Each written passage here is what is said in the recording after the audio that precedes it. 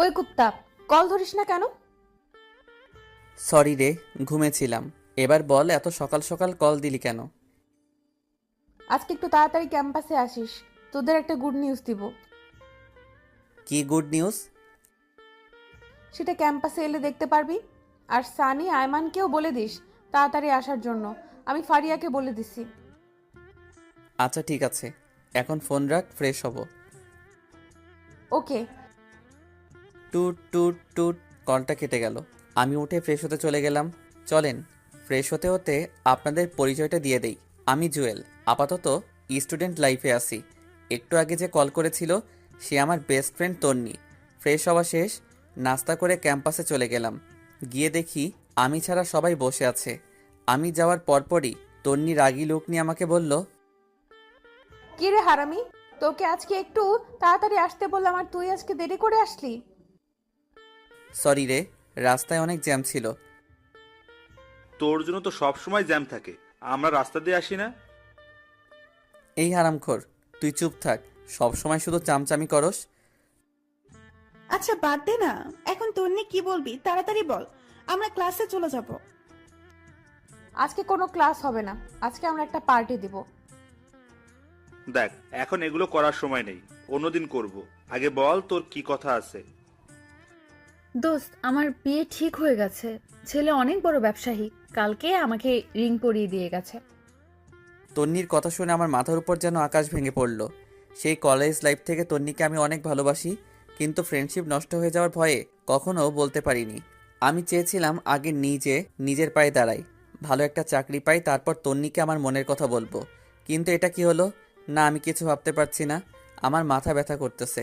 এদিকে সানি, আইমান আর ফারিয়া তন্নিকে শুভেচ্ছা জানাচ্ছে। আমার নীরবতা দেখে তন্নি বলল, কি রে, তোর আবার কি হয়েছে? তুই খুশি হসনি? আমি তাড়াহুড়ো করে বললাম, আমি অনেক খুশি হয়েছি। তাহলে তুই এভাবে চুপ করে দাঁড়িয়ে আছিস কেন? দোস্ত, তুই সত্যি বিয়েটা করবি? অবশ্যই। এর থেকে ভালো ছেলে আর কোথায় পাবো? আর তাছাড়া বিয়ের বয়সও হয়ে গেছে। চুপ করে দাঁড়িয়ে রইলাম। আচ্ছা বাদ দে তো, এখন বল বিয়ে কখন? এই তো আগামী শুক্রবার। তোরা সবাই অবশ্যই আসবি। এই নে কার্ড। এ কথা বলে আমাদের সবাইকে একটা করে কার্ড দেয়। আমার কেন জানি বুক ফেটে কান্না আসছে। মনে হচ্ছে আমার জীবন থেকে অনেক বড় কিছু একটা চলে যাচ্ছে। নিজের অজান্তেই চোখের কোণে পানি চলে আসলো। আমার এমন অবস্থা দেখে তন্নি বলল, কি রে, কি হয়েছে তোর? কাঁদতেছিস কেন? আমি তাড়াতাড়ি চোখের পানি মুছে বললাম, আরে না, এমনি। তোর বিয়ে হবে শুনে খুশিতে চোখে পানি চলে আসলো। পাগল। আচ্ছা শোন, রায়হান কল দিচ্ছে, আমি একটু বাইরে যাচ্ছি, তোরা থাক। এই রায়হানটা আবার কে? আরে তোদের দুলা ভাই। আচ্ছা থাক, পরে কথা হবে। Bye bye. তন্নি চলে গেল। আমি অবাক দৃষ্টিতে ওর চলে যাওয়ার দিকে তাকিয়ে আছি। আস্তে আস্তে চোখটা ঝাপসা হয়ে গেল। মনে হয় আবার পানি এসে জমা হয়ে গেছে। এমন সময় ফারিয়া বলল, আচ্ছা আমি ক্লাসে যাচ্ছি, তোরা কেউ যাবি? তুই যা, আমরা একটু পর আসছি। আচ্ছা ঠিক আছে।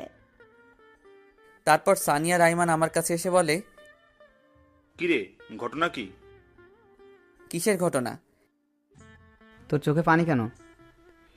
এমনি পানি চলে আসছে। তুই কি ভাবছিস আমরা কিছু বুঝি না? আমরা তোর বন্ধু না? এখনো সময় আছে, বলে দে তুই যে তন্নিকে ভালোবাসিস। কি সব বলছিস তোরা? দেখ, এখন নাটক করার সময় নেই। যদি সত্যিই ভালোবাসিস তাহলে তাকে বলে দে, কিছু হবে না, আমরা আছি। আমি আর কিছু না বলে সোজা ক্যাম্পাস থেকে বাসায় চলে আসলাম। সোজা রুমে গিয়ে শুয়ে পড়লাম। তন্নির কথা ভাবছি আর চোখ দিয়ে পানি পড়ছে। ওর কথা ভাবতে ভাবতে কখন যে ঘুমিয়ে পড়েছি মনে নেই। ঘুম থেকে উঠে দেখি সন্ধ্যা হয়ে গেছে। সে 11টার সময় ঘুমাইছি আর এখন সন্ধ্যা হয়ে গেছে। তন্নির কথা মাথা থেকে কিছুতেই যাচ্ছে না।